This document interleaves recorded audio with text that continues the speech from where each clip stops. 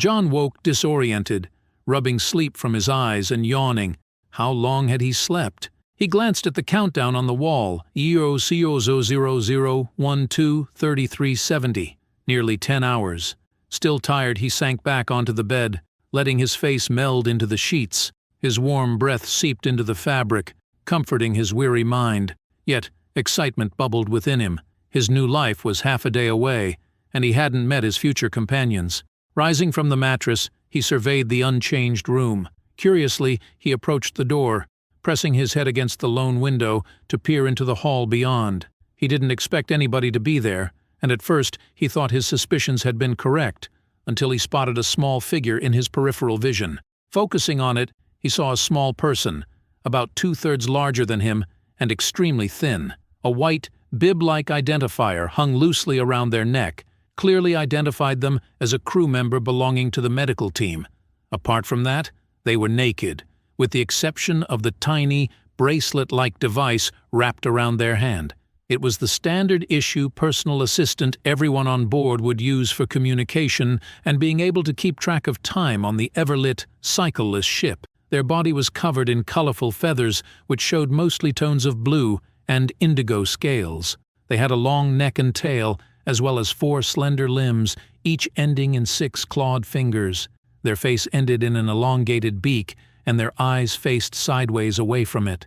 Overall, their appearance could best be described to a human as vaguely similar to that of a theropod. For a moment, John pondered whether or not he should just watch and let them go by, but by now he was already too caught up in his own human curiosity to not act upon it. So he took a deep breath and lightly knocked on the window. The sudden sound seemingly startled the crew member, because after a short twitch, they froze in place for a moment. Then they turned their heads slowly from side to side in an attempt to see as much of their surroundings as possible. Hoping movement would help them localize him, John waved through the window. He knew that not every species out there had vision as good as that of humans. Finally, one of the eyes of the person in the hallway seemed to settle on him, even though without direct focus, it was hard to tell. Guessing that hearing him through the glass would be problematic, John began to sign towards the crew member in the uniform sign language. "Greeting," he signed, making sure his hands would be well visible through the glass from the position of the person. "Greetings." The person signed back after a moment of seeming hesitation, added, "Can I help you?" John held back a grin, making sure not to expose his teeth, and answered, "I just thought I would introduce myself. I am John. My isolation ends in about a day." In a gesture very reminiscent of a bird, the crew member titled their head while regarding John. "It is nice to meet you, John. I am called Krisha." They signed. Likewise, Krisha, John signed back. For a small moment, they held eye contact with each other. Then, Krisha looked up and down the hall before turning back to John. "Apologies, I have to work now," they signed, "but we will surely meet each other on the ship plenty of times." "No worries," replied John. "Success to you." "Success to you," answered Krisha, and left in a hurry, looking more scared than busy to John. But he also couldn't really be the judge of that. After all, despite having studied to be qualified for intragalactic work, he hadn't left Earth until about a month ago, and thus had only ever met those non-Earthlings who had been brave enough to venture to the infamous Class 4 Doom World, a world so deadly that even primates ate meat there. Come to think of it, maybe Krisha had merely recognized him as a human, causing them to react as they did. For the rest of the uniform day, John kept watchful eye on the door, chatting it up with 2 more crew members. One was a young woman about the size of a bear back on Earth, and likely of marsupial-like descent, who revealed her name to be Pippa. Her dark eyes looked concerned over her long nose as he spoke to her, but in the end, she left with a spring in her step, seemingly without fear of him. The other one was a lanky being with black skin that John could not compare to any life form he knew from Earth. Instead of arms, they had 3 long, flexible limbs, reminding him of an elephant's trunk growing from their upper body. They also had no head, their eyes instead being placed on the top side of their thorax, and John could see no mouth. John had a bit of trouble differentiating some of the signed words due to the lack of appendages at the end of each limb. He also had absolutely no chance of discerning any emotion of the person before him. The crew member introduced themselves as Jiwa and assured him that they were looking forward to working with him. The time between each conversation he spent with a bit of exercise, either physical or mental. The dumbbells he had brought with him helped with working against the muscle atrophy caused by the low gravity on the spaceship. His arms ached as he turned away from the door after bidding goodbye to Jiwa, yet he still decided to do one more set before stopping and taking a shower, as some strands of hair that had loosened during his training stuck to his sweaty forehead. He wished he could get them cut a bit shorter. During the quarantine, they had grown out a bit too long for his liking. With arms and legs heavy as bricks, he slowly dragged himself towards the bathroom in order to wash himself off before his time would be up in a few hours. He discarded his clothes at the entrance of the cabinet, essentially functioning as a shower. Actually, it was pretty much a shower, just with a good bit more pressure. He closed his eyes and let himself be sprayed down with the warm liquid, before briefly pausing it in order to apply soap to his aching body and shampoo to his salty hair. The sanitary unit also included a drying feature. That was pretty much a glorified blow dryer. It was probably meant for people with more fur, feathers, or other hard-to-dry things covering their body, but it worked just fine for his skin as well. Once he felt sufficiently dried off, he lumbered out of the cabin. He picked up his discarded clothes on his way to the cupboard and threw them down the laundry shed. Then he began rummaging through the drawers and picking out what he would wear underneath his uniform when he began work later today. Suddenly, he halted. The prickling feeling of eyes on his bare back compelled him to turn around. He looked at the window of his door.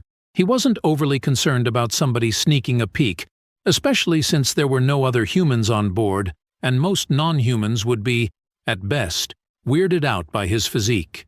And he could have sworn that, just a split second before he turned around, a dark shadow in his periphery darted away from the small opening, even though it might just have been his imagination. Even so, he felt compelled to quickly put on some clothes and then drape a fresh uniform over. Just to be sure, he went over to the door again and quickly glanced out into the hallway, but no one was there.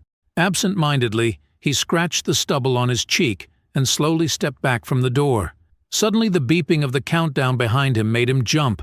"They really need to rethink that alarm sound," he exclaimed, while holding his chest, and exhaled deeply.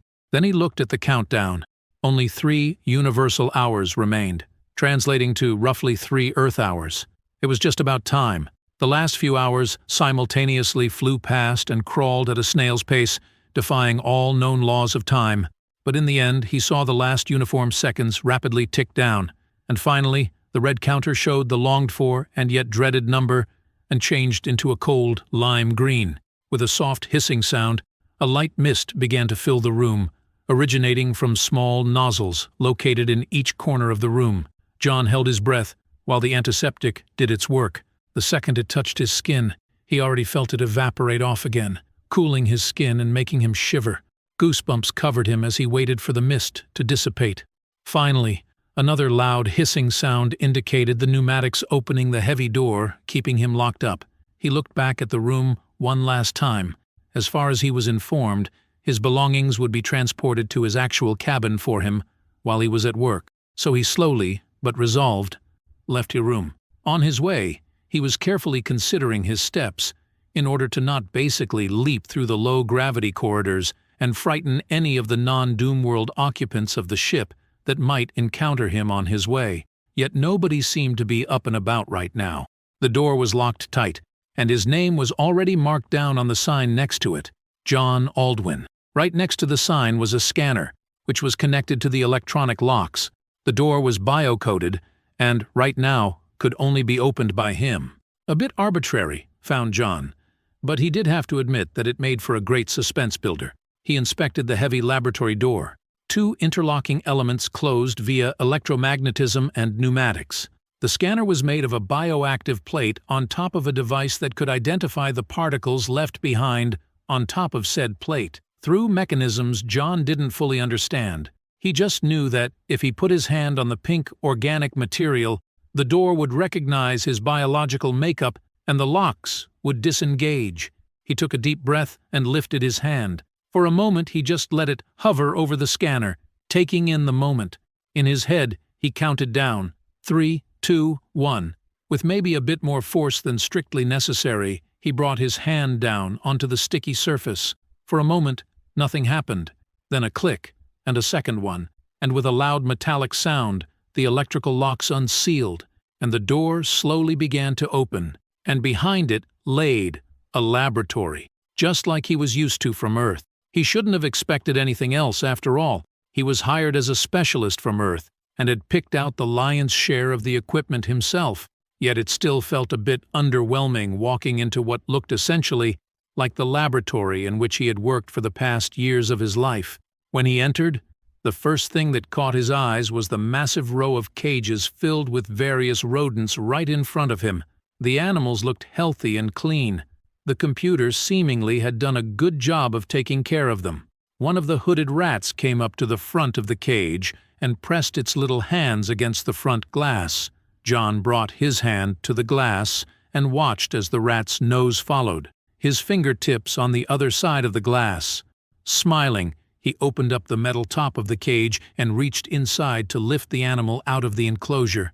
The rat, however, having lacked human interaction for more than a month now, recoiled from his touch and quickly took off into its hide in the back of the cage. It would take some work to get them back to the point of tameness where it would be easy to handle them. The rat peeked out of the small box curiously. John left his hand in the enclosure and laid it on the bedding non-threateningly, almost beckoning the animal to come out. The animal's breathing accelerated, and John could see its whiskers move with each breath. Then a single foot emerged from the dark and was placed outside of the hole. Very slowly, the rat shifted its weight and got ready to more closely inspect the strange appendage placed inside of its home, before suddenly freezing and seemingly staring past John. Due to their bad vision, the probability of the rat actually seeing anything behind him was quite low, yet it still seemed to sense something that John did not. So he lifted his hand out of the cage and turned around to look at the only entrance of the laboratory. Nothing appeared to be there. John didn't quite know what to make of the situation, but he quickly decided that the itching sensation in the back of his mind would not allow him to work anyway. So, with a deep sigh, he turned around completely towards the entrance gate. Damn his misguided survival instincts. Yet being a doom-worlder also had its benefits, because now, being pretty annoyed by his situation, he crossed the entire room in just 2 bounds. Besides that, every now and then he picked up on things that many other species might have missed, like faint footsteps hurrying away from the door. Very faint, so faint indeed, that even he wasn't quite sure if he actually had heard something, and, seeing as he had reached the door in just about a second, and yet could still not see anybody in the corridor, he assumed that maybe he had indeed just imagined something once again. He was about to just shrug it off and actually get to work, when movement caught his eye, though he was pretty sure the crew member rounding a corner to his left was not who he had been looking for.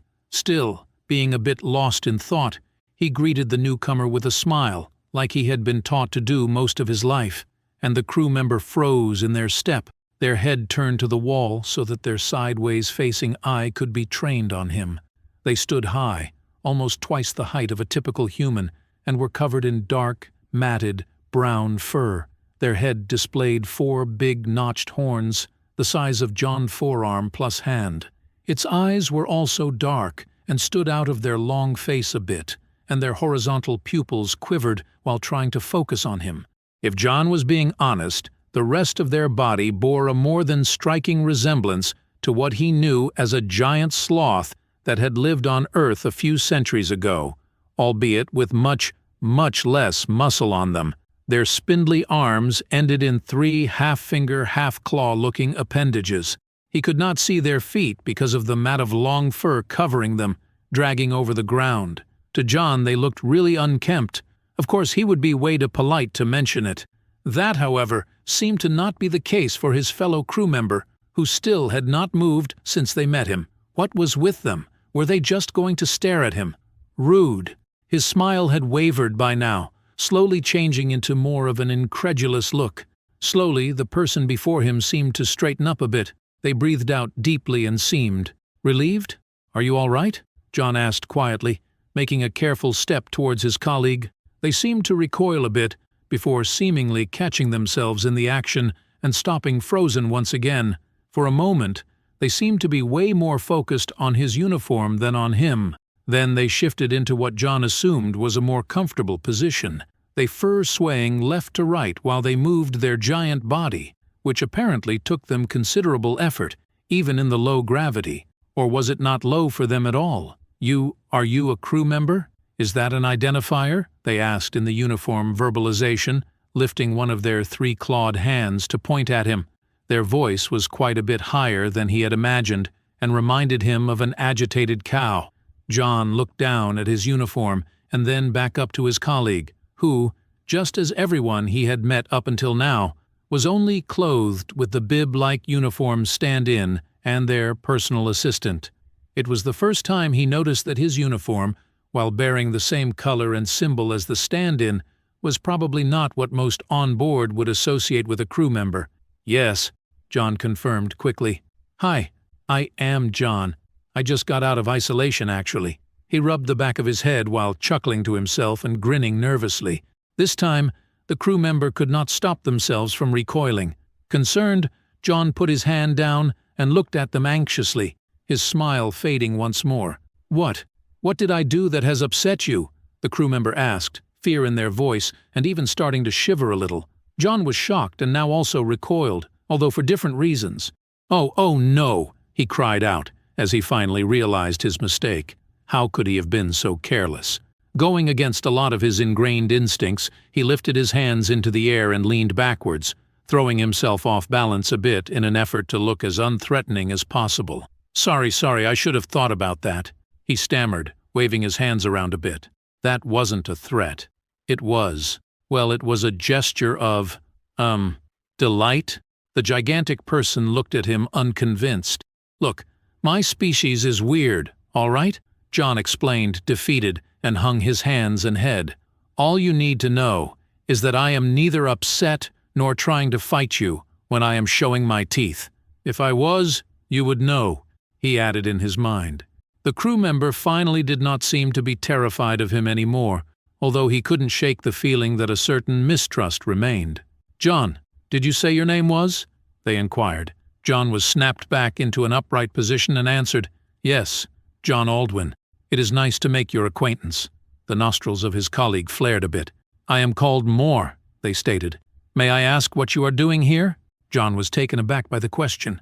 After all, a scientist in the research wing should not come as a surprise to anyone, especially not to crew member of the same ship, a member of the same team no less. So, instead of dignifying the question with a direct answer, he just pointed behind himself inside of his laboratory, while also nodding towards the name tag marking it as his own. Then he just lifted his eyebrows in a gesture that any human would identify as good enough, although he did not know if that gesture would transcend species. Moore took a moment to take in what John was insinuating. The eye John could see from his position widened a little as they deciphered the literal writing on the wall. You are a researcher? They asked with what must have been their species equivalent of a surprised gasp. John shrugged and folded his hands behind his head. Yeah, I prefer the term scientist, but yeah, he replied casually. But, I thought, you are not a pilot? They further inquired with big eyes, confusing an already confused man even more. A pilot? Why would I be? He asked, and pointed to the clearly visible emblem identifying him as a member of the research team prominently featured on the chest of his uniform. Moore blinked slowly, their big eye wandering from the emblem to the rest of his uniform back to the emblem. Right, apologies, they said slowly. I had your identifier. What do they call it again? My uniform? John suggested unsurely, and lifted an arm as if physically offering the answer. Right, uniform, Moore confirmed, sounding almost happy. At least John identified it as such, and shook a bit left to right. I had your uniform confused with another. They seemed to be getting more energetic the more time went by. Then their eyes narrowed down on his face a bit. Say, I don't mean to insult you, they said slowly in a tone that made John believe they were truthful. But what species do you belong to? I thought I knew it, But you do look slightly different." John wiped a bit of sweat from his brow. The ship's temperature was set to what was pretty much the galactic standard, accommodating most species, technically including humans. But the equivalent of 32 degrees Celsius were a bit high for his liking, especially wearing the long-sleeved uniform, and even looking at the thick fur covering Moir's body made him break out in even stronger sweats. "I am human," John answered, deliberately casual. Usually it would have been considered rude to ask someone their species, but neither John nor other humans really cared. They were pretty new to the intragalactic community and not yet a household name or sight for most, although they already started to get quite the reputation, bordering infamy, among some circles. And as he had almost expected, the reaction of Moore made him believe that his answer had not cleared up much for them. In some ways, interspecies communication via body language was difficult to near impossible without extended knowledge of the other species, but some other things, like a dumb stare, were pretty much the same in all species, with only very few notable exceptions. Huimen Moar parroted, impressively butchering both syllables and emphasis. "I believe I do not have heard that before." John smirked, this time making sure not to show any teeth. "Yeah, that is unsurprising," he explained, shrugging. "We are new to the community, and there are not too many of us around." Moore looked sympathetic. "Has your species fallen on hard times?" they asked with sincere empathy. John wasn't used to from most interactions he had had with extraterrestrials up until now. "Oh no," he said, waving it off. "We have plenty of numbers. A lot of us are just reclusive, you could say, staying in our own systems." Moore swayed their head up and down, making their fur flail around wildly. Either it was their species was also nodding, or they tried to emulate his body language. "I see. Well, I can understand that. It can be scary leaving you system behind," they lamented. John was fairly certain that fear did not have much to do with it, but he was not going to bother explaining human psychology and culture right now. "I am sure we will be everywhere soon enough," he said instead. Again, the head bobbing. Then Moore looked past him into his laboratory, seemingly curious. "So, what are you working on?" they asked, a shift in their tone that John knew all too well. Apparently, scientists stayed scientists, even across species borders, and he had to fight back a genuine smile this time. If he was completely honest, as excited as he was, finally interacting with his intragalactic colleagues, he had never been one to small talk. Speaking about his work, however, excited he stepped aside to allow entry to the giant standing before him, holding out one arm to signal them to go on ahead. Moir also brought his attention to his own personal assistant, which wasn't standard issue because that, to him, would have been the size of more than half of his forearm. Instead, it was a smaller device, about the size of a large wristwatch, clad in neat white plastic, currently laying on one of the big countertops intended as workspace and waiting to be put on. "That is quite a lot of equipment," Moore commented while watching John strapping the sleek device around his left wrist. "What could you possibly need this many devices for?" "Right," he reminded himself. He should indeed explain what it was he actually worked on. "Well," he said, and started to lead Moore away from the shelf and towards the cages taking center stage in the room. "To make it short, I am currently working on a model for a system that could be used to engineer medicine based on the highly adaptive immune system of animals native to my home world." The explanation was very brief, but he decided not to go too deep into it without even knowing what Moore specialized in. "These tiny creatures have an adaptive immune system?" Moore asked, bringing their massive frame down to look directly into the highest cage in order to better see one of the rats. "Well, they are just model organisms," John explained, scratching the back of his head. "The real project will most likely use more specifically selected organisms to match different biologies." Moir's eyes seemed to widen a bit. "There are multiple species like them?" they asked, lifting themselves up again. "Yes," John answered, and, badly containing his pride, confidently crossed his arms. "Most of the species back home have adaptive immune systems, if not all of them." He looked up and saw Moir's eyes get even wider. They seemed like they were about to say something, when suddenly a slight noise rang out from behind them. It was slight to John at least. The thin air in the spaceship was not very conducive to his hearing. Moore, on the other hand, turned one side of their face towards the door. "Oh, it appears that I am being called," they stated. John turned around towards the door as well. A few moments passed while the sound got clearer, and he also started to make out what was being said. Someone was indeed calling for more. Well guys, if you liked this video and want a particular HFY story, comment below with its title. Also subscribe to the channel, hit the bell and like the video. But most important, leave a comment. Until the next video.